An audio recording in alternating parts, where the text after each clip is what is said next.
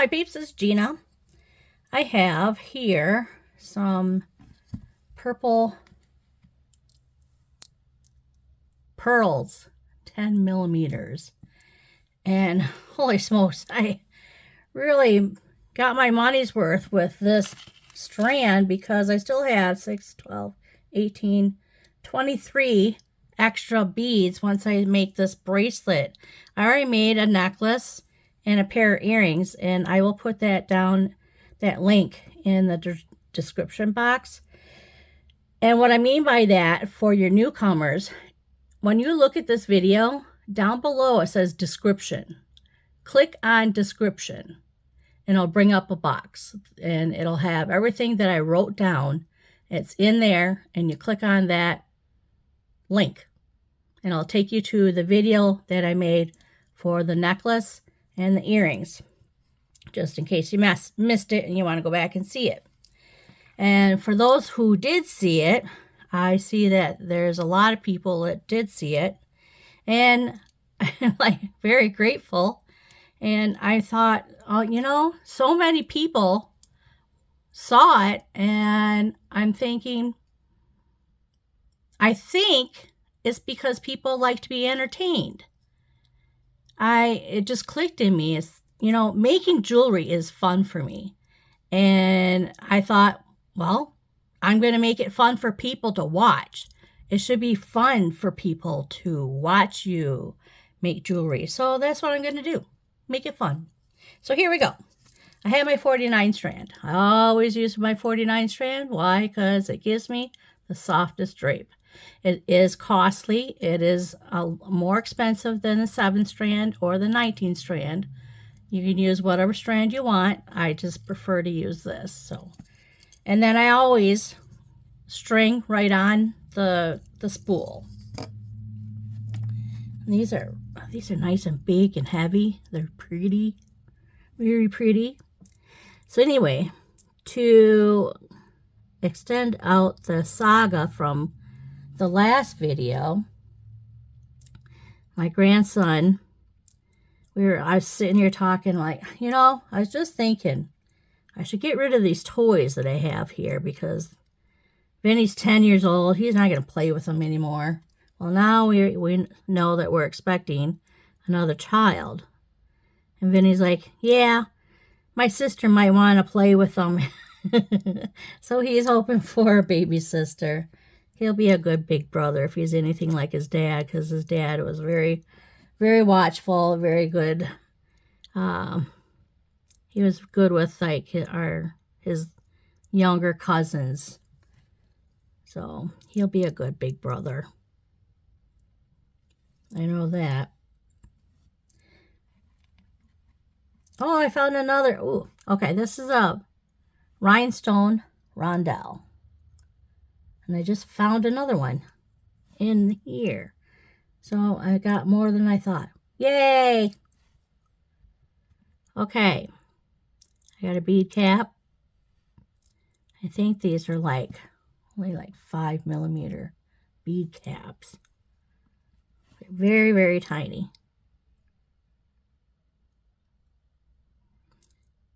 There we go. And then I'm not really sure the size of these. I think these are 8 millimeter. And they're called Marguerite beads. They're flat. And then they're kind of like a rondelle. Flat and then round. Very pretty. So I'm putting a bead cap on each side. It took me a while to come up with a design on these big pearls. They're so pretty. And here's the design. That's going to be my pattern. Yeah, they're so pretty. And I'm like, I've made a necklace and a pair of earrings. Just to, I kind of make a little pair of earrings. Well, I've got 23 more beads left. So I'm like, well, I got my money's worth on this strand, that's for sure. I don't know what else to make. I think I'm just gonna hold off and put them away and hoard them for a while and bring them out some other time. Put them together maybe for Christmas sometime. Christmas. Toys for Christmas. Oh boy. One year for my sister, my nephews. See, my mom and I had gone to Farm and Fleet. They have toy store or like Toyland open around October, so you can start shopping for Christmas at that time. And we found these saws. They're toy saws. You pull the string, and then it doesn't do anything until you pull the trigger. And then when you pull the trigger, it goes,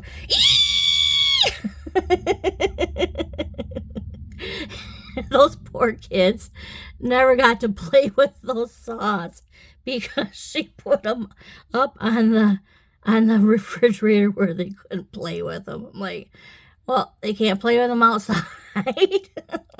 I felt bad for the kids. And like, she goes, Gina, don't get them something like that. I just kind of sat back and giggled, but I felt bad for the kids. I'm like, oh man, yeah, Aunt Gina was naughty. I tend to buy things that I thought it was really cool. It sounded like a real saw. I mean, real saw. Let me see how big this is. I want to check the length.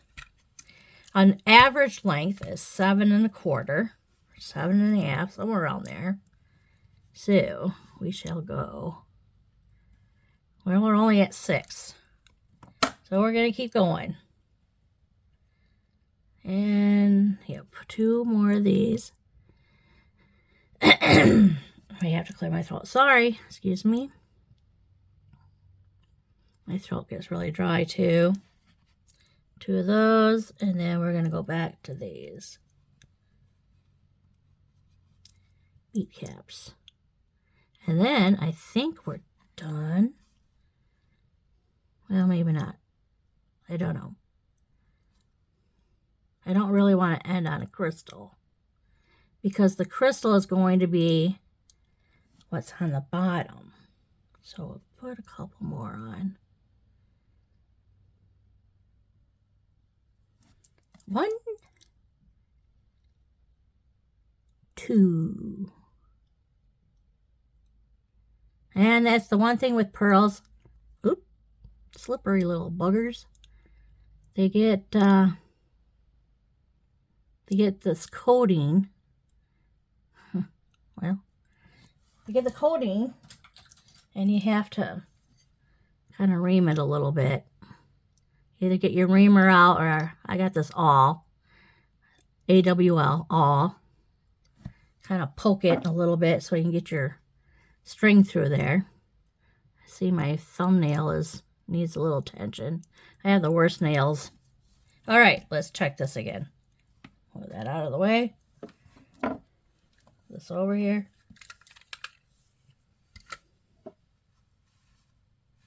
Oh, we gotta stop. I gotta put a clasp on yet. And I got a large clasp. I wanted to get a button clasp so it would just snap on, but I didn't have one. The only thing I had was this. And I didn't want to wait 3 days for one to come in. I'm going to have to take off at least back to here, I'm thinking. Yeah, let's go back to there. So I should have stopped. All right, let's stop there. All right. That's one thing about designing is you just got to figure things out. And then you got to make an executive decision. What to do, what to do. What to do, wackadoo, wackadoo. All right. Here is my crimp bead. Put my crimp bead on first. There it is. And then we're going to put on a wire guard. I'm a wire guard person, and I just believe that the wire guard really helps keep the whatever you're going to make, bracelet, necklace, anything, anklet, keeping it a lot longer. Why? Because it is a wire guard. That's exactly what it is. This is your wire. This is your beading wire. Hang on, I'll get this through here. And you can put a crimp in your beading wire. Let me get it through the crimp here. And you could crimp it like that if you wanted to. Make your loop any big, however big you want it. But then you got an exposed wire. So you put the wire guard in, and that helps guard your wire. Ta-da! Now, I thought I had it through the crimp bead, but I'm not sure. Yes, I do. Ta-da! I can do two things at once. Alrighty. Let's crimp. Now we have these.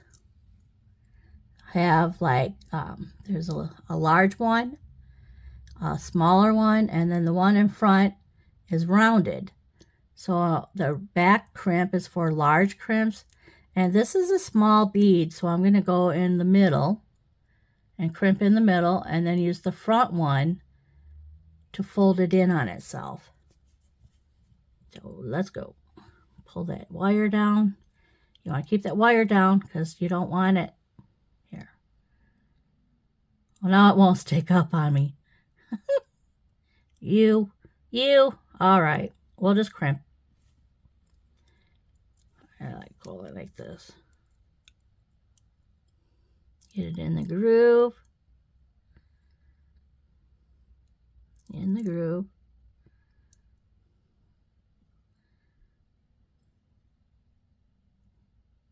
Turn it. There we go. And squeeze. Turn it.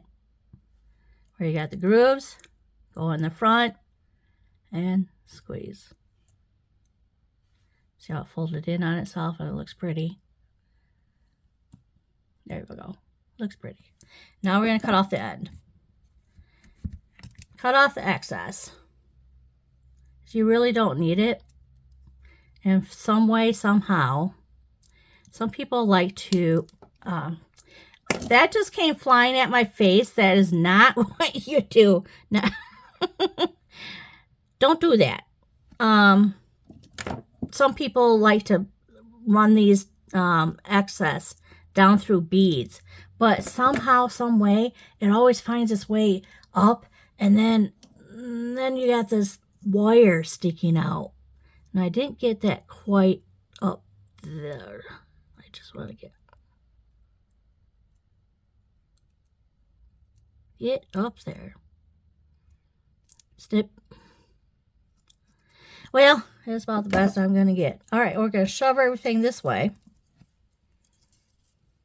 Oh, let's put on our... Here is our crimp cover. This is a Stardust crimp cover. It's kind of pretty. And what it is, your beading wire goes through here, and then it goes around your crimp cover and covers it and makes it look like another bead. So you could leave it like this if you want, or you can take your crimp cover, put it on your finger, and then hold on to your wire and then slide it on. Slide.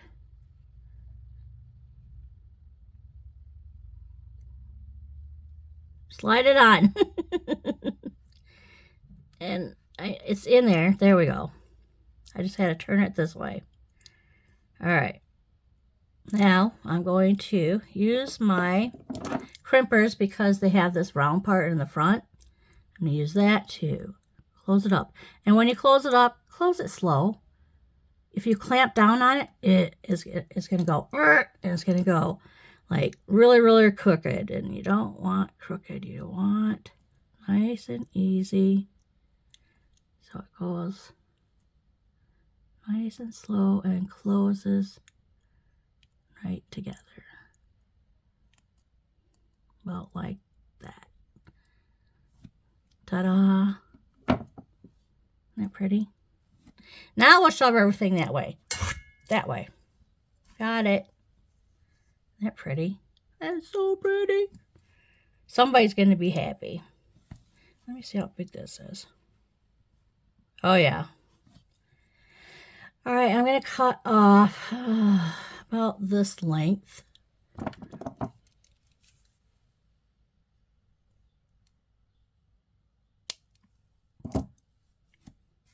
Set that aside. And we're going to get our crimp bead. Put our crimp bead in there. There's our crimp bead. Our wire guard, where we're going to go like this. It's going to go in through here and out through this one. Either hole, it don't matter. Go in one hole, around to the other hole. It's like a little horseshoe with holes. So you go in one, come around, do the other side, hold on to it, pull it, and then put it through the crimp bead. And pull. There we go. Pull, pull, pull, pull. There we go. You want it nice and snug, but you don't want it so snug that your bracelet will not come together. So that's about right. So I'm going to crimp it just like that. Right there. Hold. Hold. Are you going to get your picture taken? Don't move.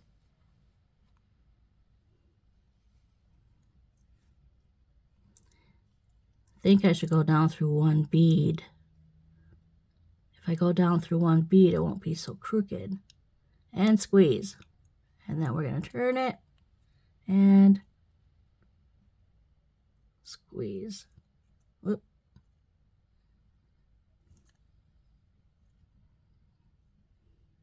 There we go. Crimp cover. Well, let's snip this off first. Snip this off. I held on to do it that time. I learned. I learn fast sometimes. Sometimes. All right, we put their cover on. I usually put it right on my finger and then rest the wire on it. But they're so small and fiddly. There we go.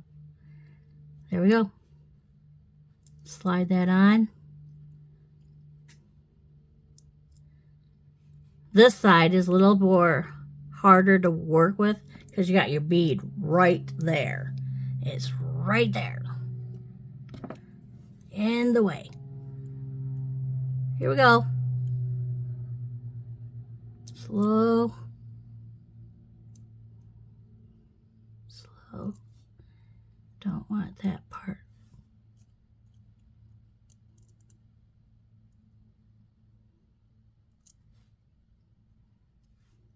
Okay, that's good.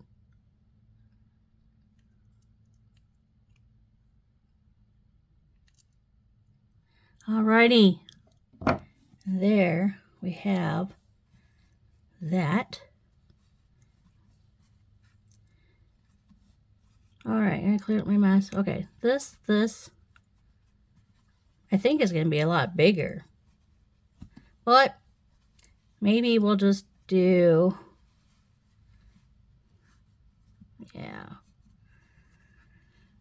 a large one over here instead of the small one and a large one. All right, what I do with the large one, or with the large one, with the jump ring, I always hang on to it with like half the jump ring and the opening's at the top. And then I use my flat nose and open it just a little bit. Might be a little bit more because that's got a big clasp that's got to go on. Ooh, it made it. Ta-da!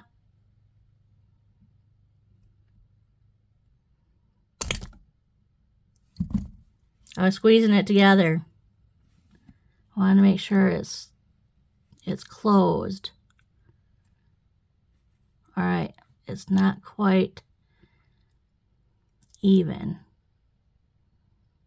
All right, I want to redo this. And it's getting fiddly because everything's on there. So I'll turn that there. Now the other side, we're just going to put this one on because that's all it needs, because it's already getting big. It's a big bracelet. And it's beautiful.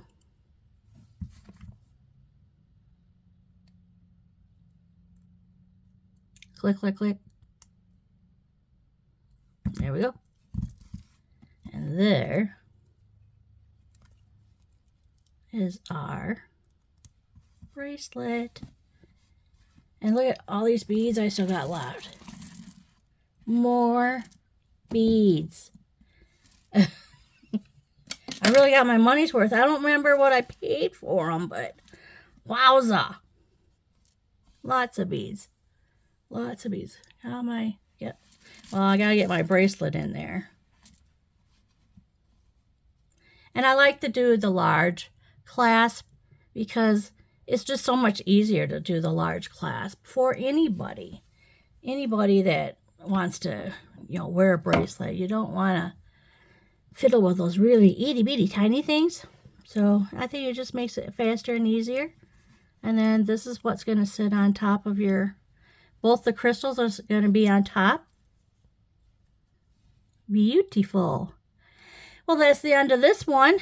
So why subscribe to my channel? Because it's fun. So until next time, happy beading.